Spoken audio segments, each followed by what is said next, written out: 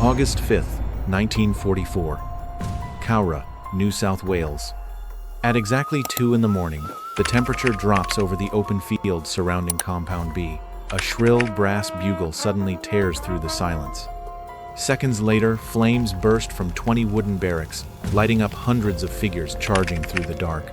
They run straight toward 3 solid layers of barbed wire. No one has a gun. In their hands are only sharpened kitchen knives, wooden clubs, and baseball bats. 1,104 Japanese prisoners of war are not trying to slip away to freedom. They are throwing themselves into a mass suicide mission to reclaim their honor before the forced transfer order takes effect just hours from now.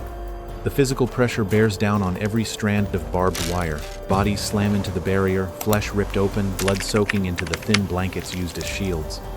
Australian guards in 6 watchtowers, each rising about 30 feet high, react instantly. Rifle fire punches into the frozen ground. The men in front go down, and at once their bodies become human steps for the ones behind them to climb over. Less than 165 feet away, 2 Australian guards frantically swing the barrel of a heavy Vickers machine gun toward the rushing crowd. The locking spring is being pulled back, and the slightest error in firing angle could shatter this last line of defense. Can barbed wire hold back men who have already thrown away their lives? And what happens when the machine gun opens fire? June 1944. Prisoner of war. Camp number 12 at Cowra. 4 massive compounds lie exposed beneath the biting cold of the remote countryside. The dark fog cannot hide the 3 rings of tightly coiled barbed wire rising high, studded with clusters of rusted razor wire. 6 watchtowers, each about 30 feet tall, stand rigid at the corners, commanding a full view of the 2 main roads crossing through the camp. A mechanical prison system built with brutal precision to crush any thought of escape. Powerful floodlights from the central avenue sweep without pause. Each beam slides across the barrack roofs, missing not a single shadow. This place leaves no room for mistakes. Before this, a few isolated men had tried to slip through openings during the guard change. Every attempt ended with rifle rounds driven straight into the muddy ground. The Italians in the next compound had already accepted their fate, obediently shrinking into the safety behind bars. To the garrison, the fence line around Cowra was an inland fortress that could not be broken. Hundreds of miles of forest and mountain roads surrounding the town turned any escape on foot into a natural death sentence. But the air inside Compound B begins to thicken. A piece of intelligence has just leaked. The military authorities respond at once, with physical intimidation. Patrol schedules are broken apart and woven back together in unpredictable patterns. Additional heavy Vickers machine gun nests are quickly set up, their black barrels pointed directly at the main barrack doors. Rifle ammunition, submachine guns, and light weapons are distributed in a rush. Every night, a mobile guard post plants itself in the middle of the brightly lit avenue to cut off any hope of movement. The gate has slammed shut. Among the thousands of prisoners bent over work in the open yard, Toyoshima Hajime keeps his breathing slow and steady. At 24 years old, the former fighter pilot who once bombed Pearl Harbor now lives under the false identity of an ordinary enlisted man. His calloused hands keep scraping through the dry, hardened soil. His eyes stay locked on the swing pattern of the gun at watchtower number 4. 7 seconds. 7 seconds for each full turn of the tower. The 100 feet from the edge of the barracks to the first fence suddenly becomes a canyon of death. The window is closing with ruthless speed. Overcrowding turns Compound B into a giant powder keg packed with 1,104 men. On August 4th, a notice is posted coldly outside the barracks. Transfer order. All lower-ranking soldiers will be loaded up and moved to another camp 250 miles away. That administrative decision lands like a fatal blow against their underground chain of command. The waiting is over. 48 hours. They have exactly 48 hours left before they are split apart for good. The pressure crushes even the most careful calculations. Gatherings are banned. Every exchanged glance has to happen in a flash beneath the rotten floorboards. Hundreds of steel-eating knives are sharpened frantically against stone edges. The grinding metal is hidden beneath the rhythmic shouting of staged baseball games out in the yard. They do not dig a tunnel. They do not try to slip through the gate. desperation gives birth to a strange tactic. A silent vote is passed hand to hand in the night on crumpled rolls of toilet paper. The result is unanimous agreement for an attack. While clearing a pile of old wool blankets and worn baseball gloves, Toyoshima suddenly freezes. He stares at the thickness of the felt. A cold physical calculation moves through the pilot's mind. The 3 layers of barbed wire are stretched tight to resist the pulling force of one man, but they were never built to bear the weight of dozens of bodies crashing down on them at once. The wire will flatten on its own if enough human bodies wrapped in wool blankets hurl themselves forward to pave the way. The weakness is not in the structure, it is in the sheer physical weight. He secretly slips a silver brass bugle deep inside his coat and waits as the clock creeps toward 2 in the morning. Will wool blankets and baseball gloves be enough to resist the sharp blades of 3 tangled rings of barbed wire? What happens when the first fire erupts and the signal bugle rips through the night? August 5th, 1944. The action begins the instant the brass bugle rips through the night. Hundreds of figures burst out of the wooden barracks with thin blankets wrapped tight around their shoulders and necks. They do not hesitate. They do not slow down. The first barbed wire fence stands exactly 100 feet from the barracks. The men in front hurl themselves straight into the razor-sharp barrier, using the weight of their own bodies and the felt cloth to crush the coils flat. There are no screams of pain, only the dry snap of stretched metal giving way. The chain of movement unfolds with the precision of a machine programmed for self-destruction. Thick leather baseball gloves become tools for breaking a path. Getting through the 3 fence lines does not depend on technique. It depends on the mechanical sacrifice of flesh. The men who fall at the first barrier quickly become a blood-soaked pad for the second wave to step on. They grab the barbs with their bare strength and tear open gaps by force. The second fence rises higher, forcing 3 men to stand as support so another can vault over. Dozens of sharpened eating knives are clenched in the hands of men crawling low across the ground. The barbed wire, built to stop human movement, is now being crushed beneath human bodies. Lengths of wire stretched close to the ground and buried in the cold mud begin tightening around the ankles of the men in front. Physical exhaustion becomes visible as the camp defense starts to answer back. The ones crawling through get trapped, their arms and legs snarled in the twisted metal. Flashes burst again and again from Watchtower number 1. .303 rifle rounds slam down with deadly precision. One Japanese prisoner is hit the instant he steps onto the back of a fallen comrade, and his body slides down, dragging an entire section of stretched fence with him. The opening that had just been torn open immediately begins to narrow again. The men behind him are forced to slash through felt coats tangled in the dead, just to clear the way. Blood makes every surface slick. The black barrel of the heavy Vickers machine gun suddenly swings into place just as the third fence line starts to buckle. 10 steps from the gap, 2 Australian guards lock onto their target. A 250-round fabric belt immediately pours out fire. The dense barrage rips through the front ranks, throwing dozens of men back into the snarl of wire. The human wave falters for 1 beat in front of the wall of interlocking gunfire. Instead of breaking, the survivors roar and charge straight into the muzzle flashes. With terrifying speed, the mass of men overwhelms the gun position with kitchen knives and wooden clubs. Right before he is stabbed down, one of the guards manages to yank the firing lock and throw the tarp into the darkness. The machine gun falls silent at once. The heavy metal body of the Vickers, caked in mud, sinks into silence. Around the gun pit, the air goes still for exactly 3 seconds. The men stand there gasping, both hands slick with sticky fluid. They rush to turn the barrel toward the watchtower, only to discover that the weapon has been completely disabled from the inside. There is no time for confusion. The final escape route has burst wide open. The stream of men from behind surges through the gap even faster than before. More than 330 prisoners step over the bodies of their comrades, crawl through the shattered fence system, and run out into the open field. The plan is now expanding to its absolute limit, draining the entire compound through a single blood-soaked doorway. Towering flames roll upward from 20 wooden barracks and accidentally light up the entire area. The figures who had just slipped into the darkness now stand out sharply against the wild grass.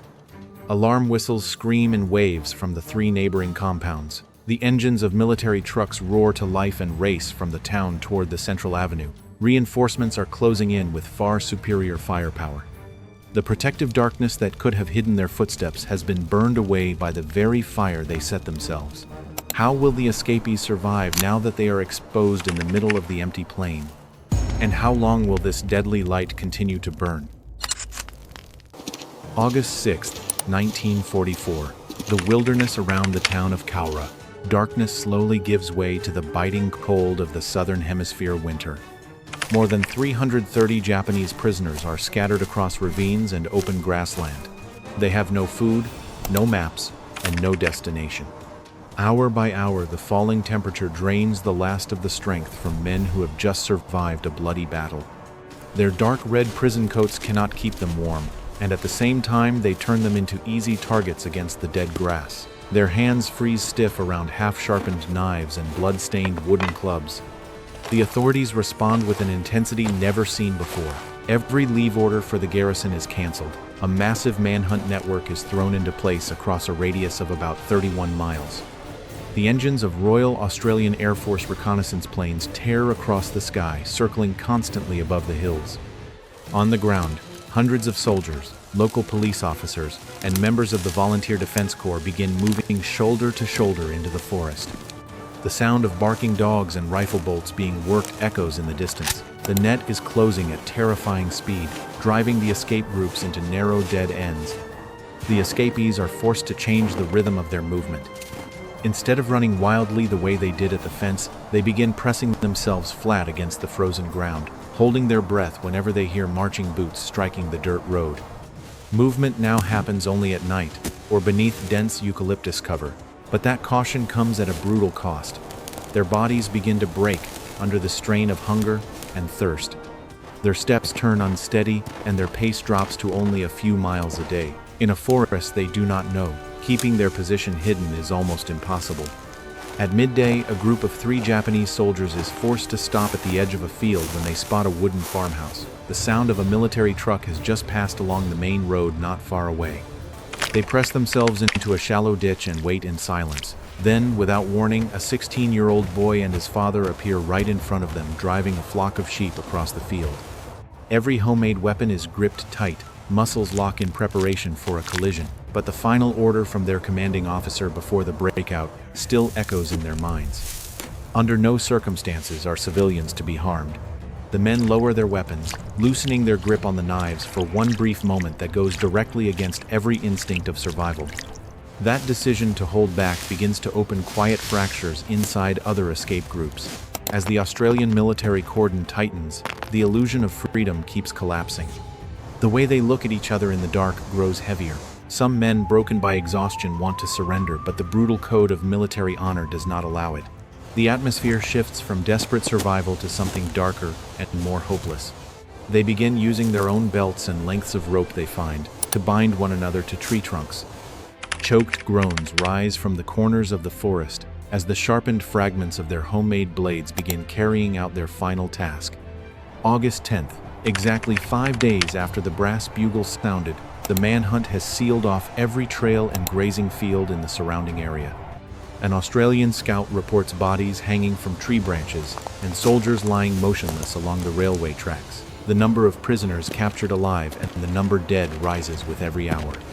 The two sides are still crashing into one another in the last scattered clashes, where men driven into a corner choose to fight until their breathing gives out.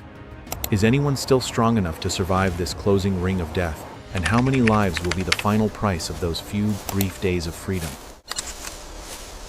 August 14th, 1944.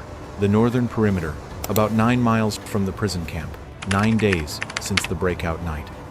A group of 20 prisoners lies pressed flat inside a shallow ditch, clogged with mud and roots. Less than 30 feet above them runs an Australian patrol route. The sharp barking of tracking dogs carries back on the cold wind.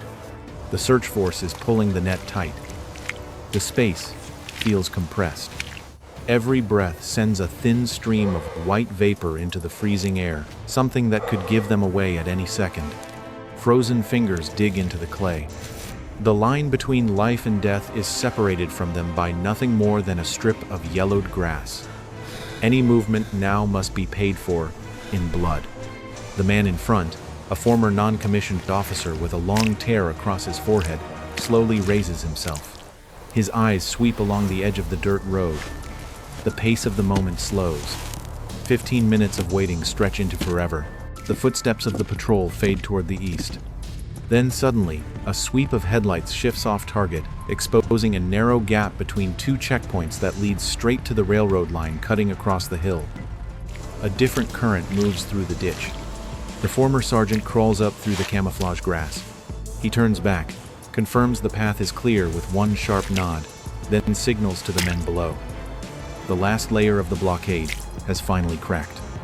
One by one, they begin crawling out of the muddy ditch. The movement is painfully slow and silent. 1 man, 3 men, 7 men. Their bodies are almost out of energy after more than 200 hours without food. A young soldier loses his footing and gravel rattles down beneath him. The man right behind instantly presses him hard into the dirt wall with his chest to kill the sound. They keep crawling, dragging bleeding legs through thorn bushes. No one is allowed to stop.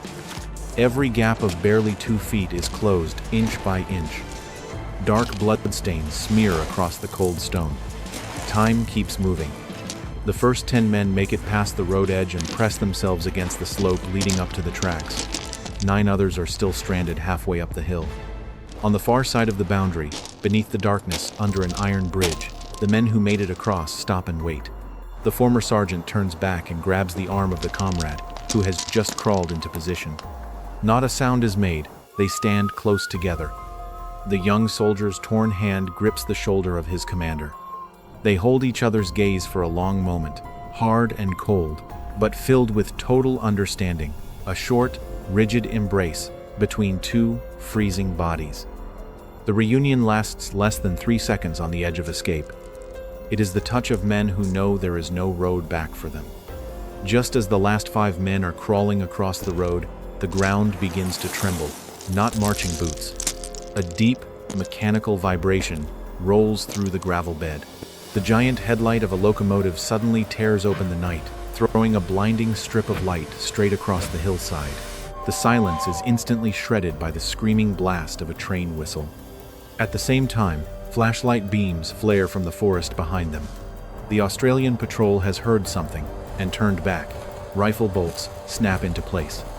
In a matter of seconds, everything shifts from strained silence to total chaos. The light exposes the entire group. There is nowhere left to hide. The former sergeant throws his arm out hard, signaling an immediate change of plan. The men still trapped on the road cannot reach the far side. Instead of pulling back into the forest, they make a brutal decision. The last 3 Japanese soldiers spring to their feet and turn their backs on the approaching patrol. The entrance to safety is left behind. They charge straight onto the tracks, running directly at the giant steel machine thundering toward them. Movement is now a race against time, not to escape the gun barrels, but to claim the right to die before being taken alive. The shriek of iron brakes grinding against the rails screams through the night, dragging on for dozens of yards before the train finally stops. Then the air sinks into a thick, suffocating silence. Beneath the bridge, the men who escaped successfully stand pressed together in the cramped darkness. No one moves. They listen to Australian soldiers surrounding the area above, shouting reports about bodies trapped under the train wheels. The tension still clings to every muscle. They made it through the choke point, but the price lies scattered along the freezing railroad line right above their heads. Among the men holding their breath under the bridge, the former sergeant spots a familiar face from Compound B. The soldier sits hunched over with his head on his knees, one hand clamped around a broken eating knife with the tip snapped off. The former sergeant moves closer and kneels down to meet his eyes. There is no comfort offered. Slowly, he reaches out and peels back the man's rigid fingers one by one, takes away the broken blade, and places a short piece of rope into his open palm. No words are needed. The act carries the weight of a sentence already passed. The 2 men look at each other and silently accept the fate, waiting at the end. Right after that moment, from the dark forest they had just escaped, a single pistol shot cracks through the night. It is not the sharp sound of an Australian rifle, but the dull, compact blast of a standard sidearm. The search force has not fired a shot. That sound does not belong to any part of the escapees' plan, because all they have are kitchen knives and wooden clubs. Who is firing a gun in the woods? Some unknown officer hidden in the darkness, or another bloody truth just buried by the night? The tracking dogs begin barking toward the space beneath the bridge, catching the scent of fresh blood. How will the steel wall of the search force crush the men who are still alive? August 15th, 1944. Compound B sinks into mechanical silence. The entrances to the barracks are now nothing but blackened piles of ash, still giving off thin streams of smoke. The 3-layer barbed wire fence has been crushed flat, tangled with scraps of felt and streaks of dried blood. When the garrison moves in to clear the area, they do not find a single survivor outside the perimeter. The men who threw away their lives completed their escape objective. What remains is a void marked by thousands of cuts in the metal and the absence of hundreds of human beings. Discovery seems to have already fallen behind from the instant the brass bugle sounded. There is no one left there to arrest. The Australian military authorities respond at once. Urgent reports are wired back to headquarters without pause. An information blackout is thrown into place in haste. The press is tightly censored, and internal bulletins refer only to a minor riot in order to prevent a wave of panic. Official statements are issued carefully, repeating again and again that everything is under control. The alarm sirens stop, but patrol teams still surround the area within a radius of about 31 miles. The system tries to pin a chaotic event onto dry administrative paperwork. The truth in those first days is torn apart by fragments that do not fit together. No one knows exactly what happened in the thick darkness of the breakout night. Guard statements conflict over how many men made it through the fence. The prisoners who are recaptured remain completely silent. It takes months, after formal investigations begin, for the strange details to emerge. Most of the dead did not die from machine gun fire from the defenders. They died from cuts carved into their own throats, or from ropes hanging from forest trees. But at that moment, the chaos buries every effort to shape a full picture. As the camp is dismantled, the marks of the breakout night stay rooted deep inside the people who survived it. The guards carry away a state of constant hypervigilance. Many wake in the middle of the night at the sound of metal scraping, a perfect echo of the sharpened blades once hidden beneath bunks. For the men who are captured again and transferred to other prison camps, existence itself becomes a silent burden. They keep the habit of sitting with their knees pulled tight, staring blankly at new lines of fencing. The physical distance has changed, but the awareness of a boundary between life and death never truly leaves their nervous systems. The lives of those involved keep moving forward along broken paths. When the war ends, the survivors are loaded onto cargo ships and sent home. Some choose to bury their old identities and work as laborers in suburban machine shops. Some become quiet civil servants who never speak again about their years in captivity. The guards also leave the service and return to the dry fields. Their days fill with repetitive work. But that brutal night has permanently bent their understanding of the limits of human endurance. The event is filed into military records as the bloodiest prison escape in history. The preparation lasts less than 24 hours. 10 days of brutal manhunts. 359 men make it beyond the fence, but not one reaches freedom. 4 Australian soldiers are killed. 234 men take their own lives or are killed. These numbers are stamped secret and packed away into storage boxes at the National Archives. They do not represent victory. They are simply the written record of a control system collapsing under human pressure. Even after the files are declassified, some details are never fully explained. The question of why a gifted fighter pilot lived under a false identity as a machine gunner, only to die right at the fence. Reports of a group of escapees being served tea and cake by a farming family while the manhunt closed in around them, or the single pistol shot from the northern forest that matched no official weapon issue record. Part of the truth was buried forever, with the bodies of unknown men beneath the dark layer of forest soil. September 1964. Less than 2 miles from the old prison camp, a new cemetery is established. Elderly veterans, The same men who once fired into the escaping ranks now quietly pull weeds from around black marble stones. The remains of men who once saw each other as enemies are laid side by side, divided only by a thin line. A dry stone garden rises on ground that was once soaked in blood. They stand there looking at rows of cherry trees bursting into bloom under a gray sky. The violence has fallen away, leaving behind a still space of remembrance. The file on the Breakout closes with no room for military glory. Every mechanical calculation, every line of barbed wire, every heavy machine gun becomes meaningless when set against men willing to throw away their lives. It stands as a cold proof that even the tightest system of control can be broken completely in only a few short hours.